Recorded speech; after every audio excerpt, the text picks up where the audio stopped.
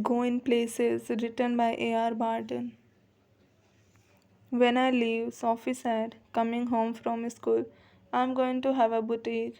Jancy, linking arms with her along the street, looked doubtful. Takes money, Soph? Something like that. I'll find it, Sophie said, staring far down the street. Take you a long time to save that much. Well, I'll be a manager then. Yes, of course, to begin with. Till I've got enough. But anyway, I know just how it's all going to look. They wouldn't make you manager straight off. I'll be like Mary Kent, Sophie said. I'll be a natural.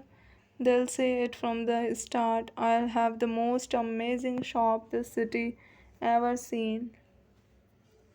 Jancy, knowing they were both earmarked for the biscuit factory, became melancholy. She wished Sophie wouldn't say these things. When they reached Sophie's street, Jancy said, it's only a few months away now. Sophie, you really should be sensible. They don't pay well for shop work, you know that. Your dad would never allow it. Or an actress. Now there's real money in that. Yes. And I could maybe have the boutique on the side. Actresses don't work full time, do they? Anyway, that or a fashion designer, something a bit sophisticated. And she turned in through the open street door, leaving Jancy standing in the rain. If ever I come into money, I'll buy a boutique. Oh, if you ever come into money, if you ever come into money, you'll buy us a blessed, decent house to live in. Thank you very much. Sophie's father was scoffing shepherd's pie into his mouth as hard as he could go, his plump face still grimy and sweat marked from the day. She thinks money grows on trees, don't she, Dad? Said little Derek, hanging on the back of his father's chair. The mother sighed. Sophie watched her back, stooped over the sink, and wondered at the incongruity of the delicate bow which fastened her apron string. The delicate seeming bow and crooked back. The evening had already blacked in the windows, and the small room was steamy from the stove and cluttered with the heavy breathing man in his vest at the table and the dirty washing piled up in the corner. Sophie felt a tightening in her throat. She went to look for her brother Geoff. He was kneeling on the floor in the next room, tinkering with a part of his motorcycle over some newspapers spread on the carpet. He was 3 years out of school, an apprentice mechanic, traveling to his work each day to the far side of the city. He was almost grown up now, and she suspected areas of his life about which she knew nothing, about which he never spoke. He said little at all, ever voluntarily. Words had to be prized out of him like stones out of the ground, and she was jealous of his silence. When he wasn't speaking, it was as though he was away somewhere out there in the world, in those places she had never been, whether they were only the outlying districts of the city or places beyond in the surrounding country. Who knew? They attained a special fascination simply because they were unknown to her and remained out of her reach. Perhaps there were also people, exotic, interesting people of whom he never spoke. It was possible, though he was quiet and didn't make any new friends easily. She longed to know them. She wished she could be admitted more deeply into her brother's affections, and that some day he might take her with him, though their father forbade it, and Geoff had never expressed an opinion. She knew he thought her too young, and she was impatient. She was conscious of a vast world out there waiting for her, and she knew instinctively that she would feel as at home there as in the city which had always been her home. It expectantly awaited her arrival. She saw herself riding there behind Geoff. He wore new, shining black leathers, and she a yellow dress with a kind of cape that flew out behind. There was the sound of applause as the world rose to greet them.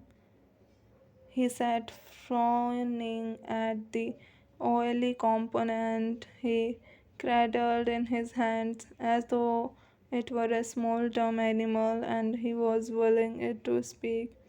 I made Danny, Cassie, Sophie said. He looked around abruptly. Where? In the arcade. Funnily enough, it's never true. It did too. You told Dad. She shook her head, chastened at his unawareness that he was always the first to share her secrets. I don't believe it. I was looking at the clothes in Royce's window when someone came and stood beside me, and I looked around, and who should it be but Danny Casey?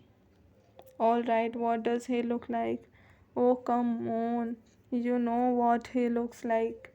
Close to, well, she has green eyes, gentle eyes, and he's not so tall as you'd think. She wondered if she should say about his teeth, but decided against it. Their father had washed the when he came in, and his face and arms were shiny and pink, and he smelled of soap. He switched on the television, tossed one of little Derek's shoes from his chair onto the sofa, and sat down with a grunt. Sophie met Danny Casey, Jeff said. Sophie wriggled where she was sitting at the table. Her father turned his head on his thick neck to look at her. His expression was one of disdain. It's true, Geoff said. I once knew a man who had known Tom Finney, his father said reverently to the television, but that was a long time ago. You told us, Geoff said. Cassie might be that good someday. Better than that, even. He's the best if he keeps his head on his shoulders, if they look after him properly. A lot of distractions for a youngster in the game these days. He'll be alright. He's with the best team in the country. He's very young yet. He's older than I am. Too young, really, for the first team. You can't argue with that sort of ability. He's going to buy a shop, Sophie said from the table. Her father grimaced. Where'd you hear that? Where'd you hear that? He told me so. He muttered something inaudible and dragged himself round in his chair. This another of your wild stories. She met him in the arcade, Geoff said, and told him how it had been. One of these days you are going to talk yourself into a lot of trouble, her father said aggressively. Geoff knows it's true, don't you, Geoff? He don't believe you, though he'd like to.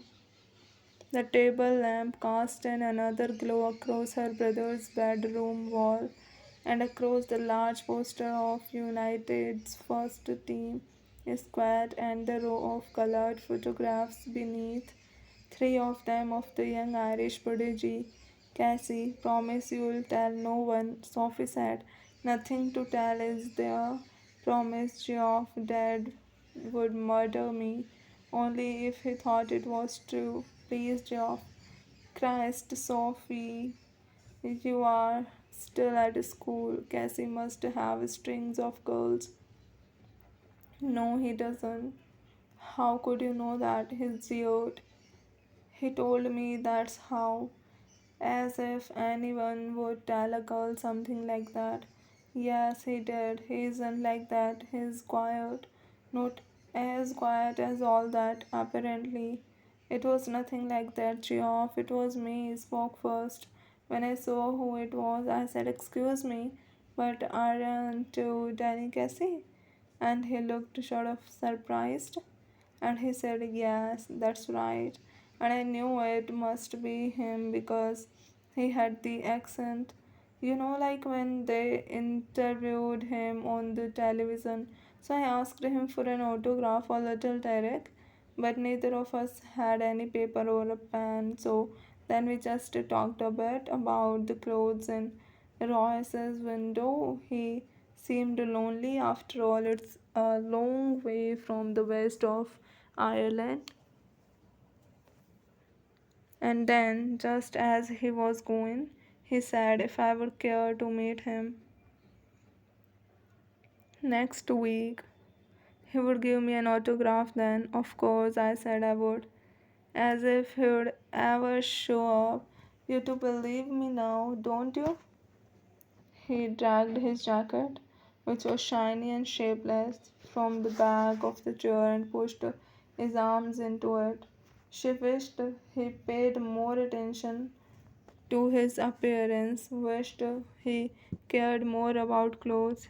He was tall with a strong dark face. Handsome, she thought. It's the unlikeliest thing I ever heard, said. On Saturday, they made the weekly pilgrimage to watch United. Sophie and her father and little Derek went down near the goal. Geoff, as always, went with his mates higher up. United won 2-0, and Casey drove in the second goal, a blend of innocence and Irish genius going round the two big defenders on the edge of the penalty area, with her father screaming for him to pass and beating the hesitant goalkeeper from a dozen yards. Sophie glowed with pride. Afterwards, Geoff was ecstatic. I wish he was an Englishman, someone said on the bus. Ireland will the World Cup. Little Derek told his mother when the Sophie brought him home. Her father was gone to the pub to celebrate. What's this you have been telling? Jancy said. Next week about what?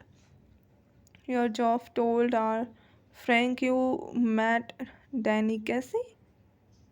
This wasn't an inquisition, just Jancy being nosy, but Sophie was startled. Oh, that Jancy front. Sensing she was covering, yes, that, well, yes, I did, you never did, Jancy exclaimed. Sophie glared at the ground. Damn, that's Geoff. This was a Geoff thing, not a Jancy's thing. It was meant to be something special just between them. Something secret. It wasn't a Jancy kind of thing at all. Tell Gawky Jancy.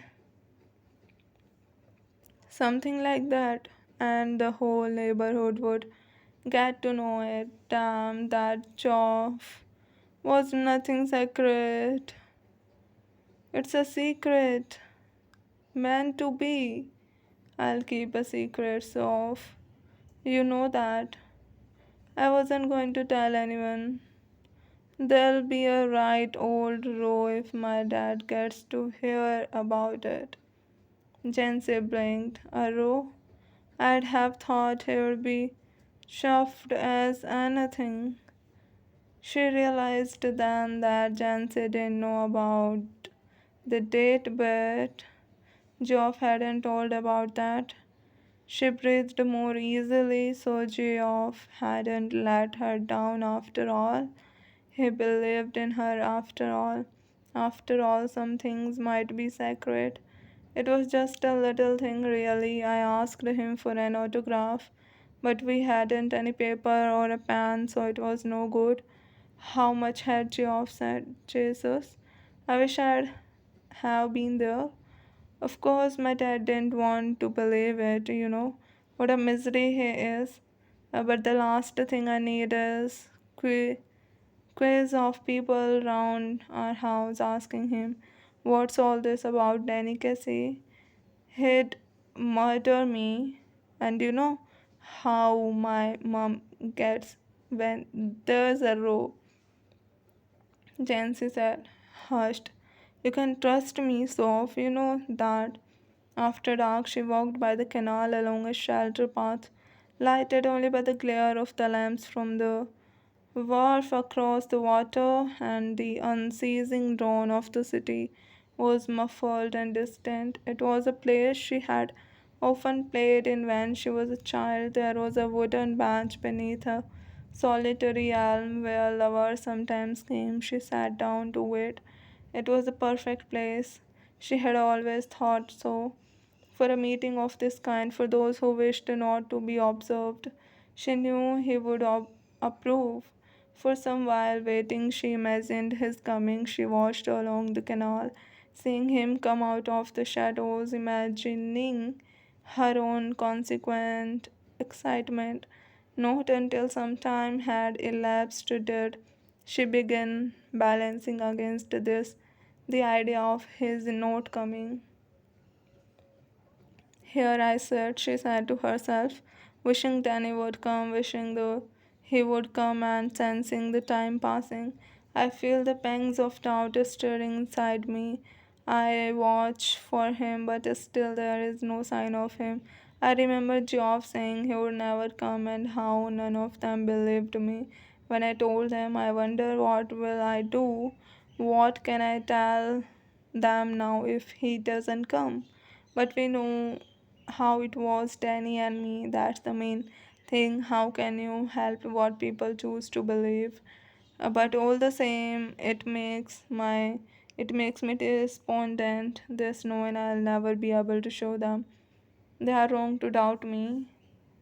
She waited, measuring in this way the changes taking place in her. Resignation was no sudden thing. Now I have become sad, she thought, and it is a hard burden to carry this sadness. Staying here waiting and knowing he will not come and I can see the future and how I will have to live with this burden. They of course will doubt me as they always doubted me, but I will have to hold up my head. Remembering how it was already, I envisaged the slow walk home and Geoff's disappointed face when I tell him he didn't come, that Danny, and then he'll fly out and slam the door. But we know how it was. I shall tell myself, Danny and me, it is a hard thing, this sadness. She climbed the crumbling steps to the street. Outside the pub, she passed her father's bicycle propped against the wall and was glad he would not be there when she got home. Excuse me, but aren't you Danny Casey? Coming through the arcade, she pictured him again outside Roy's. He turns, reddening slightly. Yes, that's right. I watch you every week with my dad and my brothers. We think you are great. Oh, well, now. That's very nice. I wonder, would you mind signing an autograph? His eyes are on the same level as your own. His nose is freckled and turns upwards slightly, and when he smiles, he does so shyly, exposing teeth with gaps between. His eyes are green, and when he looks straight at you, they seem to shimmer, they seem gentle, almost afraid, like a gazelle's, and you look away, you let his eyes run over you a little, and then you come back to find them slightly breathless, and he says, I don't seem to have a pen at all. You realize you haven't either. My brothers will be very sorry, you say, and afterwards you wait there alone in the arcade for a long while, standing where he stood, remembering the soft melodious voice, the shimmer of green eyes, no taller than you, no bolder than you, the prodigy, the innocent genius, the great delicacy. And she saw it all again last Saturday, saw him ghost past the lumbering defenders, heard the 50,000 cats there, breathe as he hovered momentarily over the bowl, and then the explosion of sound as he stuck it crisply into the goal, the sudden thunderous eruption of exultant approbation.